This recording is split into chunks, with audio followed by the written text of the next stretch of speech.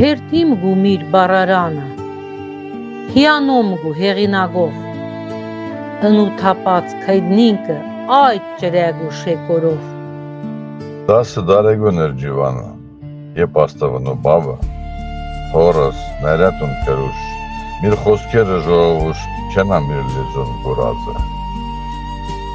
Մնաց մտքին թորնիգի, բաբուն խնդրանքը անլսեց ու բարարանը մեզի կազմեց։ Նա սովրած էր այդ գործին, նա էլ քերը մոնգու կեր, ուղակի գիտեր որ պետք է, բարբարը բեհուշի հնար է։ Ողջույն կյանքը հերկիլ չի,